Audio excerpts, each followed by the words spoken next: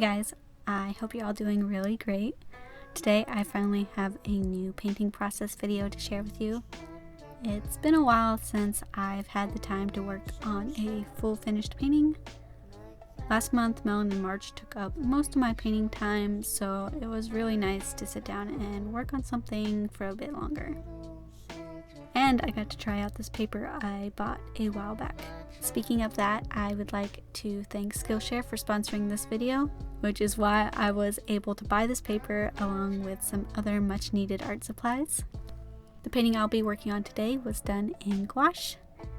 I really love working with gouache, but I know a lot of you aren't really familiar with it, so I wanted to share a few bits from this class I recently watched on Skillshare, Getting to Know Your Paint by Dylan. This class covers watercolors, gouache, and acrylic gouache. There's a basic breakdown of each type of paint, as well as exercises and some tips for the different ways to use and enjoy them.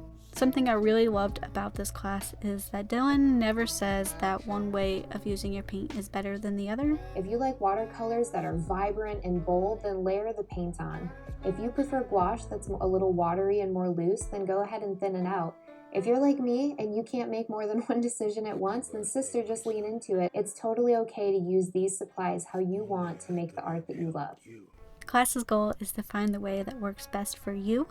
So whether you're looking for a bit of information on the paints that you love, or if you're just stuck in a rut, I think this is a really great class to check out. You guys know how much I love Skillshare, but if you're somehow unfamiliar with Skillshare, it's an online learning community with over 25,000 classes in design, business, and more. Skillshare is the perfect place to learn whether you want to get inspired, grow your career, or just find new ways to get creative. Premium membership is super affordable with an annual membership costing less than $10 a month, which gives you unlimited access to the classes and communities that are just right for you and your goals this year. Skillshare is very kindly offering the first 500 of my subscribers who use the link in the description 2 full months of premium access. That's 2 whole months with the more than 7 million creators already on Skillshare for free. So before we get started, I wanted to cover which supplies I'll be using today. These will also be listed in the description along with links to where you can find them. The paper I'll be using is the Stonehenge Hot Press paper by Legion, which is actually one of the papers that you guys recommended to me on Instagram when I was looking for some vegan art supplies. I don't normally buy hot press paper, so I was really excited to try it. Like I said earlier, today's painting will be done in gouache, so I will be using this plastic palette that I've filled with Arteza gouache and a nicer quality tube of titanium white. In Dylan's class, she mentions that she doesn't really recommend drying gouache in a palette or pans because she says that you can't get it back to that super creamy consistency. And while I agree that gouache is way easier to use out of the tube, and it's what I would recommend for beginners, with a bit of practice, you can definitely activate your gouache and get that nice creamy, velvety consistency that is so nice with gouache. Remember to give your paint plenty of time to soak up the water. Add a generous amount of water to the colors you plan on using way ahead of time. In general, 5 to 10 minutes is enough, but I like to add water to my palette to sit while I'm setting up to paint, record, or even while I'm just working on the sketch for the painting. As you go, keep an eye on your colors and keep everything nice and wet. I just use a water brush pen and drop in a few drops into my pans as I go, but a little pipette or a spray bottle would work great too. I love working with gouache so much, and it was even more enjoyable using it on such a smooth surface. One of the best parts of working with gouache is that there's so many different ways you can use it. Since you can cover your mistakes, it's my go-to medium for painting things that I'm not super familiar with, and for most of my studies. One of the questions I get a lot is, what's the difference between watercolor and gouache? Dylan covers this really well in her overview on gouache, but the main difference you'll notice right away is the transparency. While both are water-based and can be reactivated, watercolor is pretty transparent where gouache is more opaque. Even watered down, gouache comes out a bit more pigmented than watercolor. It also doesn't bloom or spread out as much as watercolor, so you can get some really nice effects with it. In this painting, you'll see the first layers are pretty watered down, and that's one of gouache's great qualities. You can use it like watercolors if you want to. It's really nice for blocking in your colors and setting a good foundation for the painting. I don't always paint like this, but I do find that it's much easier to jump into a painting after all the paper is covered. I actually felt pretty lost about the direction of this painting throughout most of it. I wasn't really sure of how I wanted the finished piece to look. So I built up the colors more slowly by using pretty thin washes to lay out the shadows and highlights, only using the thicker layers of paint towards the end where I wanted to do more blending. Thin layers of gouache don't blend very well. You're more likely to just pick up the color than to blend it out nicely. So you need to be very careful with your thin layers. My favorite part to work on this painting were those big cat teeth in the middle. I knew I wanted the actual teeth to be more yellow and the bone parts to use lots of cool colors. But I also wanted to add bits of purple and pink over both later on. You can see I used a thicker layer of paint to get those nice darker bits of lines around the teeth.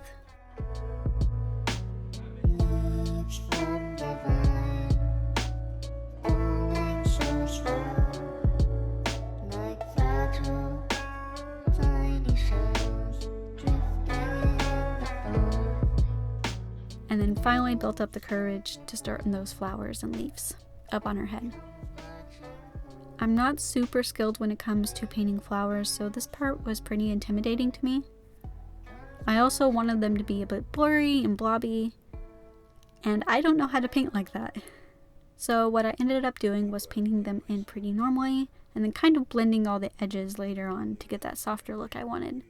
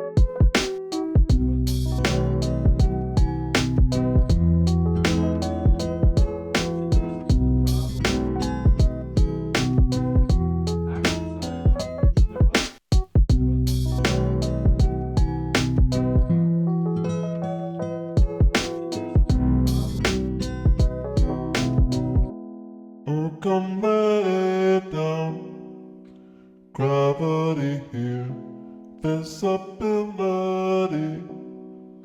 when you get near. Come lay down, gravity.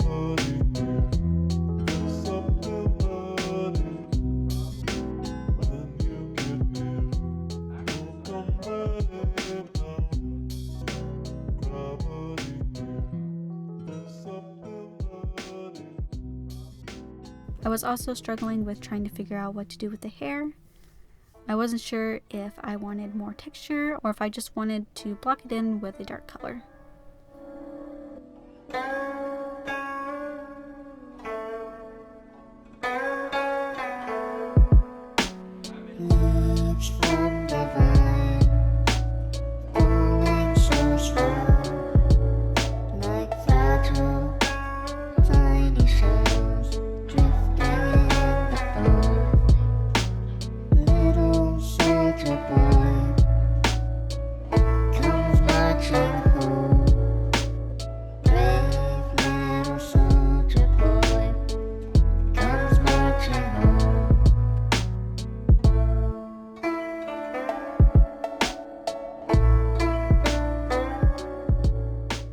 Because I was worried about the detail, I thought it might be a bit distracting, but I actually wish I had gone a little bit lighter on the hair color.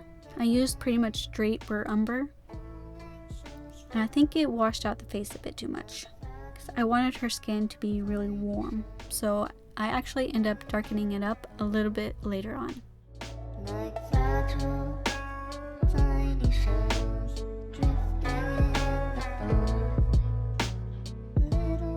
And then finally, I started adding all of the flyaways in the hair. My favorite part of painting curly hair like this, I think it's just so pretty.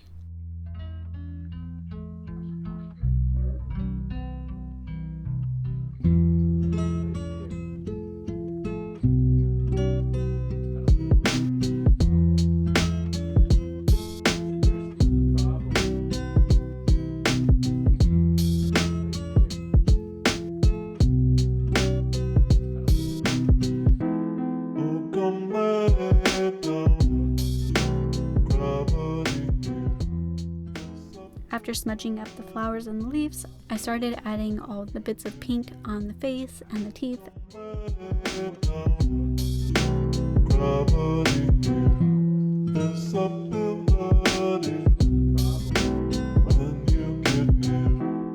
After that, I went over the face with a darker color that I thought worked a lot better. Working at this size was actually really interesting. I was a bit worried that I would need to use a tiny little brush for everything and that it would take forever because of that. But because I limited myself when it came to where I would add lots of detail, it actually wasn't too bad. I ended up spending about 2.5 hours painting, not including any drying time or sketching or anything like that. And it's 7 by 7 inches. If you're interested in owning this painting, it'll be up for sale on my online shop, along with most of the Melon and March paintings from last month. Thanks so much for watching. I will see you soon for the next video. Bye.